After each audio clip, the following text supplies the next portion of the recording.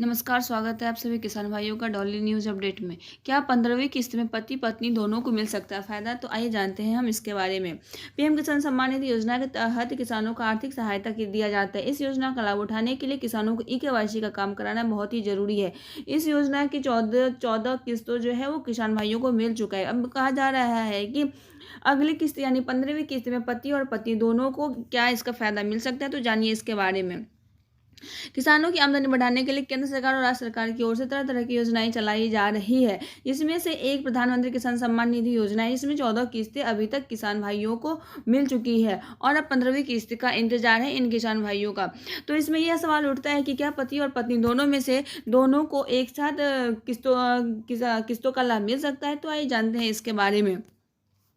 पति और पत्नी में से अगर दोनों अगर इस किस्त का लाभ उठाना चाहते हैं तो उनके खिलाफ कानूनी कार्रवाई की जाएगी, क्योंकि अगर पति और पत्नी में से कोई एक भी परिवार का कोई एक सदस्य भी अगर सरकार को टैक्स देता है तो उन्हें इस योजना का लाभ नहीं मिलेगा। पति या पत्नी में से किसी ने भी अगर पिछले साल इनकम टैक्स भरा है तो उन्हें इस योजना का लाभ नहीं मिलेगा। अगर वो इस योजना का लाभ लेना चाहते हैं तो इनके खिलाफ सरकारी कार्रवाई की जाएगी। फिलहाल सरकार की ओर से पति पत्नी दोनों का फायदा पहुंचाने के लिए अभी तक कोई ऐसी तैयारी नहीं हुई है।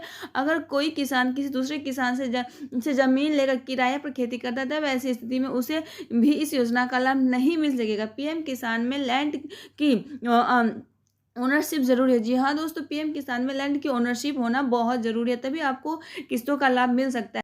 अगर आप सभी किसान भाइयों को 15वीं किस्त का लाभ लेना है तो सबसे पहले आप ई-केवाईसी, लैंड सीडिंग, भू सत्यापन जैसे जो काम है वो सभी सही तरीके से करें और बैंक खाता जो है उसे आधार कार्ड से लिंक करें, क्योंकि अगर आपने ये सभी नहीं किया तो जैसे 3.5 करोड़ किसान जो हैं 14वीं किस्त से वंचित हो गए हैं, वैसे ही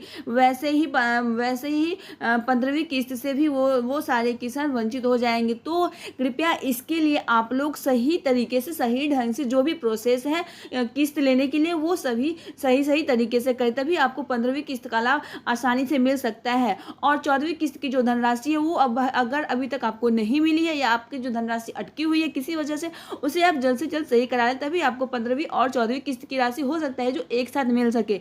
इसके लिए आपको फटाफट जो काम है वो करवाना चाहिए और 14वीं और 15वीं किस्त का जो लाभ है वो साथ साथ लेना चाहिए। धन्यवाद।